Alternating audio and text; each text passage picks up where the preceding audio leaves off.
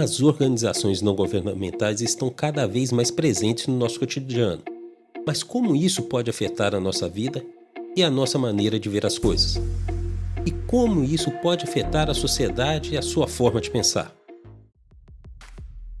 Primeiramente, vamos entender um pouco mais sobre as ONGs. As ONGs tiveram sua origem em 1940 como entidades dedicadas a projetos humanitários e de interesse público, sendo inicialmente impulsionadas pela ONU. No Brasil, naquela época, essas organizações estavam voltadas para a cooperação internacional, trabalhando em conjunto com movimentos sociais para fortalecer as bases da democracia. Já nos tumultuados anos 60 e 70, surgiram os centros de educação popular e as assessorias a movimentos sociais, inspirados pelos ensinamentos de Paulo Freire, um pedagogo que defendia a educação como prática da liberdade e da transformação social. Os centros de educação popular deixaram de lado as abordagens assistencialistas e passaram a focar na conscientização do povo na luta pelos direitos fundamentais. Financiados por agências internacionais, eles passaram a ser chamados de organizações não governamentais. Se uniram ao campo progressista, se tornando as vozes ativas da sociedade. A influência da igreja também foi significativa nesse cenário, através das comunidades eclesiásticas de base, desafiando as estruturas tradicionais de poder que mantinham alianças entre a igreja, o Estado e as elites dominantes. Na virada dos anos 90, o termo ONG se popularizou, abrangendo não apenas as organizações internacionais, mas também as entidades não governamentais. A ECO 92 marcou um ponto crucial nesse processo, ampliando o reconhecimento e a atuação das ONGs em questões globais. No entanto, essa evolução não ocorreu sem desafios. A dependência financeira das ONGs em relação aos seus financiadores internacionais levanta questionamentos sobre a sua autonomia e o direcionamento das ações.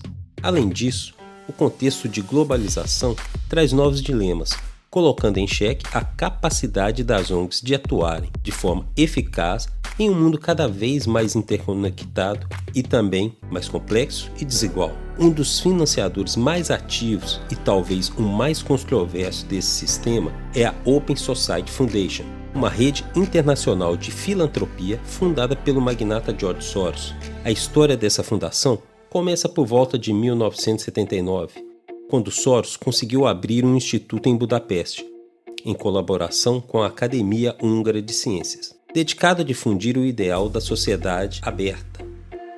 Em 1991, a fundação juntou-se com a organização francesa afiliada ao Congresso para a Liberdade Cultural, que foi criada em 1976 para incumbir cientistas da Europa Oriental não conformistas com ideias antitotalitárias e capitalistas. O Open Society Institute foi criado nos Estados Unidos em 1993 para apoiar as fundações Soros na Europa Central e Oriental e também na antiga União Soviética.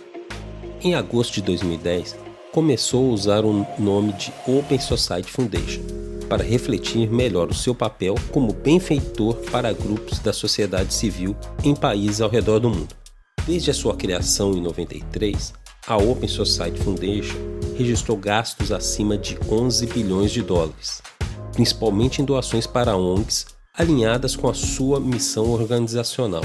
A fundação possui filiais em 37 países e a sua sede fica em Nova York. Com atuação em diversas áreas interligadas, a Open Society Foundation tem como discurso promover uma sociedade mais justa e inclusiva. Mas será que essa organização está realmente fazendo a diferença? Vamos analisar.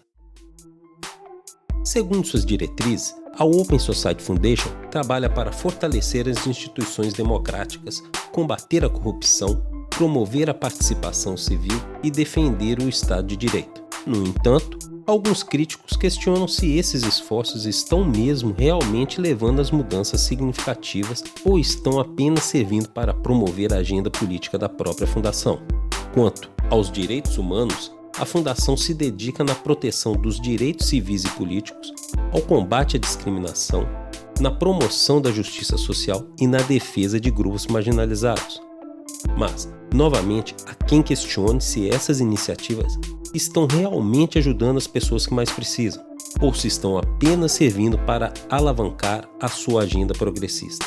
Segundo uma reportagem de 4 de maio de 2024 do jornal A Gazeta do Povo, feita pelo repórter Gabriel de Arruda Castro, a Open Society Foundation é uma das maiores financiadoras de movimentos sociais no Brasil. O Instituto Macarapi, com sede em Imperatriz, no Maranhão, que foi fundado em 2017, é um destes e afirma atuar junto a povos indígenas, comunidades tradicionais e agricultores familiares. Dentre os parceiros do Instituto Macarapi estão o MST, Movimento dos Trabalhadores Sem Terras, e o Greenpeace, além de diversas outras organizações indígenas. Para os gestores da ONG, essas parcerias não são apenas colaborações pontuais, mas conexões profundas que enriquecem a trajetória da organização, promovendo mudanças significativas na busca pelo bem viver. Será que é bem isso? O site oficial do Instituto não informa quem são os líderes da ONG, e sua página no Instagram tem apenas 400 seguidores. A Open Society tampouco detalha o objetivo da doação concedida ao Instituto Macarapi. Diz apenas que o recurso se destina a apoio geral. Mas afinal, uma das missões da instituição Open Society Foundation não é a transparência? Quando o assunto é educação, a Open Society defende o acesso à educação de qualidade, apoia a pesquisa e a inovação, promove também o pensamento crítico e a cidadania global. Mas será que esses esforços estão realmente melhorando a educação ao redor do mundo? Ou, mais uma vez, estão apenas servindo para promover uma visão de mundo específica? Em 2020, vimos que Soros inaugurou o projeto de uma rede universitária voltada para preparar os estudantes para enfrentarem os desafios globais atuais e do futuro. No entanto, vemos que a finalidade da rede de universidades tem um propósito progressista, que é combater os ditadores atuais e em gestação e também combater as mudanças climáticas. Muito amplo esse propósito, concordam? De acordo com eles, a rede deverá promover a educação entre os estudantes que mais precisam. Entre eles estão os refugiados, os ciganos e a população carcerária, e promover valores como liberdade de expressão e a diversidade de crenças. Falando em liberdade de expressão, talvez você deve ter ouvido falar esse nome, ou até talvez não. Mas o Sleep Giant Brasil, que atua para intimidar patrocinadores de veículos de imprensa não alinhados com as pautas de esquerda, obteve da Open Society um financiamento de aproximadamente R$2 milhões, com a justificativa genérica de apoio geral. Eles, o Sleep Giant, foram um dos maiores causadores da política do cancelamento dos últimos anos, influenciando diretamente no assassinato à reputação de várias pessoas, principalmente de pensadores, jornalistas e comentaristas liberais e conservadores. Ainda de acordo com a reportagem, a Escola de Comunicação da Universidade Federal do Rio de Janeiro assegurou a doação de R$1.700.000 para estudar os impactos das redes sociais sobre a democracia brasileira, um tema muito comentado ultimamente, inclusive no STF. A Universidade do Estado do Rio de Janeiro, por sua vez, garantiu a doação de R$771 mil para o seu laboratório de análise da violência. Já a PUC, também do Rio, garantiu R$925 mil aplicados a um projeto para estudar a influência do autoritarismo no sistema multilateral, enquanto o INSPER, outro instituto de pesquisa, obteve a doação de aproximadamente R$1 milhão para financiar estudos sobre a questão raciais. Todos esses assuntos muito progressistas. Concordam? Deixe aí nos comentários o que vocês pensam sobre essas doações. Talvez você ainda não viu o impacto dessa fundação no seu dia a dia. Vamos lá então que eu vou mostrar. A Open Society tem entre as suas prioridades a legalização das drogas ao redor do mundo. E no Brasil, isso reflete na lista de ONGs financiadas pela entidade. Por exemplo, a ONG Iniciativa Negra por uma Nova Política de Drogas com sede no Rio de Janeiro, foi a terceira organização mais beneficiada em 2022, com uma doação de cerca de 3 milhões e 700 mil reais neste ano. Nos anos anteriores, entre 2019 a 2021, a ONG já havia recebido 2 milhões e 400 mil reais da fundação. Tudo isso devido à sua nova pauta, a legalização das drogas.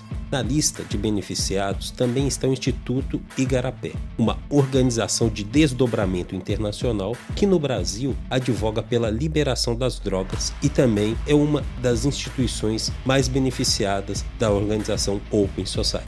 Na segurança pública, a prioridade da fundação é a promoção do chamado desencarceramento. No mesmo ano de 2022, a fundação repassou cerca de 1 milhão para a associação Elas Existem, Mulheres Encarceradas. A justificativa para esse repasse inclui a atuação da ONG pelo fim do encarceramento em massa e a defesa de uma reforma no sistema prisional brasileiro.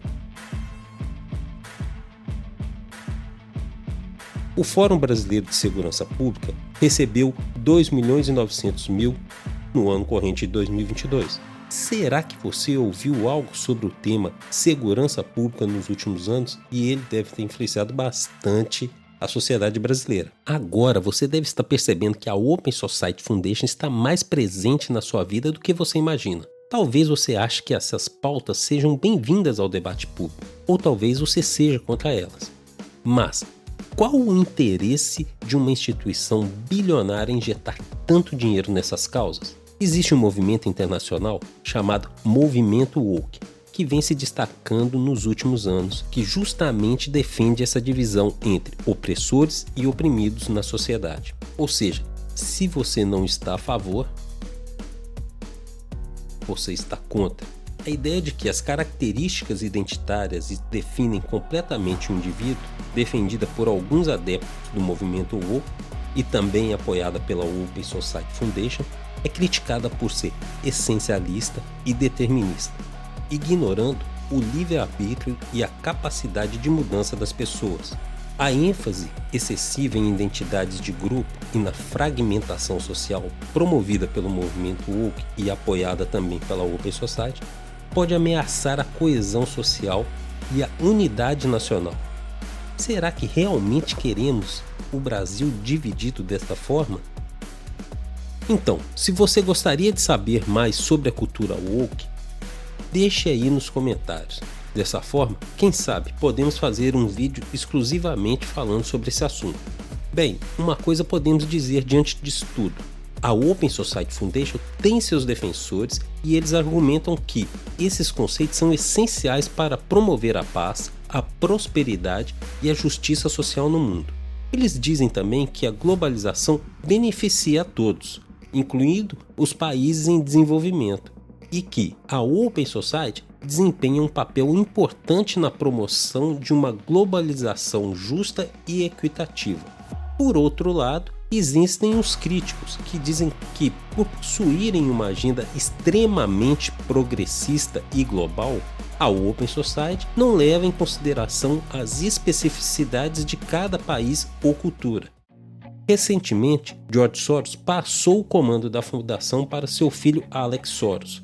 Com isso, muitas dúvidas surgiram sobre como ele irá conduzir a fundação nos próximos anos. Mas, afinal das contas, as ONGs e a Open Society estão realmente fazendo alguma diferença na sociedade? Ou estão apenas jogando dinheiro ao vento? A resposta vai depender a quem você faz a pergunta.